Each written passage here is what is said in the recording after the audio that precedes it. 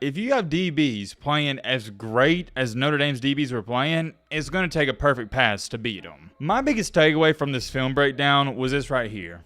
Notre Dame's going to be extremely hard to beat if you don't have great wide receivers. Because they showed it in this game. If you can't beat them man-to-man, they're not going to switch to zone. They'll play man-to-man the entire game. Is it aggressive? Yes. Will they get burned a couple of times? Absolutely. But that's a risk you're willing to take.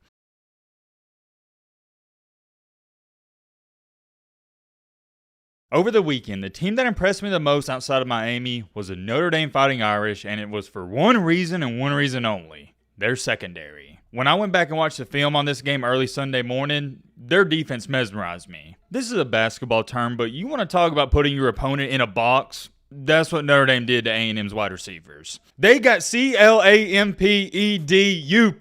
clamped up. And in today's video, we're going to do something that we've only done about maybe 2 to 3 other times in the history of the channel, and that's a film breakdown. I'm going to show you why, but more importantly, how Notre Dame locked them up. The reason I don't do many film breakdowns on the channel is solely due to the fact I don't think many of you, 1, care about it, or 2, don't even want to see it. This is about as nerdy you're going to see me get on the channel, so if this is something you're interested in and you want to see more of it, let me know in the comment section, and also if you don't want to see more of it, also let me know. We'll start off here, and we're going to take a look at numerous different plays, but you'll catch on this fairly quickly. Notre Dame, they try to do the same thing every single time. A little under 3 minutes to go in the first quarter. It's a tie ball game, 3-3. Wigman's in the shotgun. Notre Dame's going to try to man up everybody. They got their crossing routes, and they got the linebacker essentially being a quarterback spy, and he's just kind of roaming around, watching whatever Wigman does. And because of that, he clears everybody out. There's no one. This play actually turned out to be a first down by A&M, but that's just due to the fact that Notre Dame had everybody locked up, and Wigman, he ran for a first down. And the only reason Wigman got the first down is because the middle linebacker, who is basically the quarterback spy, he kind of got beat on the play. Wigman made a great move, and this is the best angle because this is where you can see what Connor Wigman is seeing, and you might also start to gain some sympathy for him because you'll see how hard it was. Notre Dame's rushing 4. Everybody else is manned up outside the 1 free safety and the 1 free middle linebacker. So not only do you have everybody accounted for, you got an extra guy just watching over everything, which is the free safety, and then you got the middle linebacker watching Wigman. Before we go any farther, I need to tell you something. The only way this works is if you have lockdown corners and great defensive backs, in which Notre Dame has. Because here's the thing with man-to-man defense. All it takes is for one guy to slip up or get burnt, and you're cooked. Whereas if you're in a zone defense, you might get away with a guy slipping up because you got other guys that are watching the area and whatnot. But in man-to-man defense, you're worried about your guy and your guy only. That's it. And the A&M wide receivers, it's not complicated. They couldn't get open. To start the second quarter, Notre Dame press coverage, but they have 2 high safeties. But watch the linebacker on this play. He's the one who shuts all this down. You got a guy in motion. It's kind of like a bubble screen, and he blows it up. 8 now. Beckman in the flat. Catch made. For guys like myself that watch film and pay attention to the small things, this was a beauty to watch. This is what it looks like when everybody on the team does their job and they do it great. This play was in the second quarter. What do you got? Similar to that first play we broke down. Man-to-man coverage across the board. 1 high safety, and the linebacker's watching Wigman. Good man coverage. The throw wasn't perfect. Results in an incompletion. The very next play. Man coverage across the board. Rush 4, and they get to him. Irish rush 4. Wegman backpedaling. But yet again, I'm going to divert back to this. The only way this man coverage works is if your guys can cover theirs. Under a minute to go in the second quarter, A&M, they're trying to get a field goal right before halftime and take a lead. You want to take a guess at what you got? Man coverage across the board. Looks like you got 2 free Roman linebackers, but you actually don't. One of them's got the running back and the other one's watching Wigman. Wegman steps up across the middle. And what does Wigman do?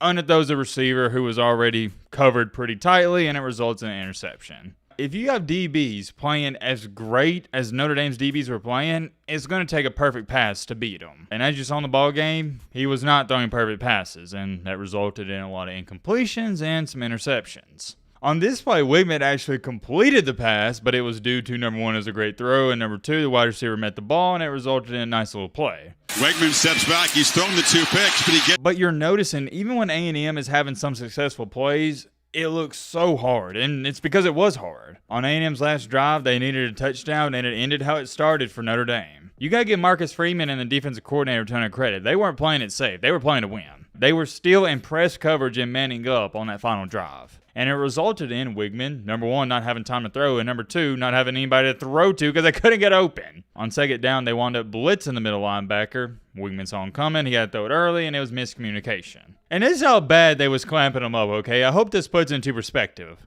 Under 2 minutes to go, it is 3rd and 10. Mike Elko dialed up a run play. That's how non-confident he was in his passing game. And on the last play of the game that really mattered, what do you got? Notre Dame's going to bring a blitz with man coverage, and Weigman and his wide receivers couldn't convert. They don't. They're going to throw for it. My biggest takeaway from this film breakdown was this right here. Notre Dame's going to be extremely hard to beat if you don't have great wide receivers. Because they showed it in this game. If you can't beat them man-to-man, they're not going to switch to zone. They'll play man-to-man the entire game.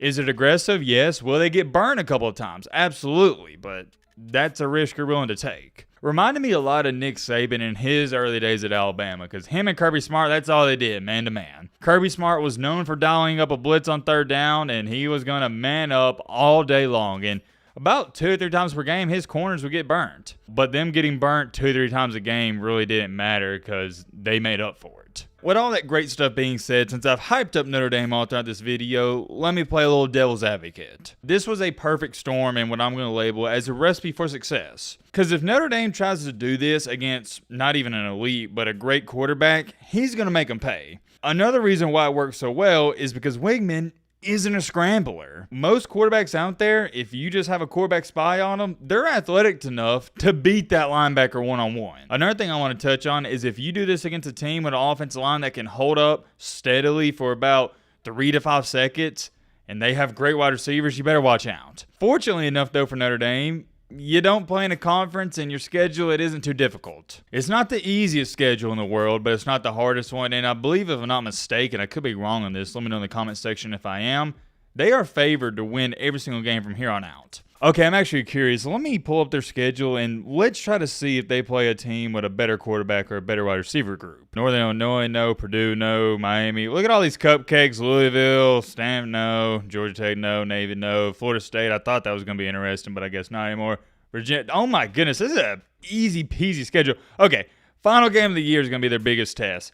USC. USC is the one team that has the weapons to beat man-to-man coverage and the quarterback to beat man-to-man coverage. But a team like Florida State, good luck with DJ Oogabadoogie back there trying to beat this defense. I'm telling you right now, it ain't going to happen. Notre Dame is going to eat his lunch if he's still a starter by then. You're not going to hear me say this a lot on the channel, but Notre Dame is looking really, really, and I mean really good. And the scary part about it is once their offense gets going, they're going to be tough on both sides of the ball. I am curious. Let me know in the comment section, do you think Notre Dame's really good? Do you think they're overhyped? Do you think they're underhyped? Do you think it was Texas A&M's wide receiver sucked, or do you think it's because Notre Dame's secondary was that good? Why I love talking about the games after week 1 so much is because there's still a lot of uncertainties and unknowns. We don't know if Notre Dame was just that good on defense or if A&M's offense is that bad. That's the fun part about it. I'm curious. Let me know your thoughts on all this down below. But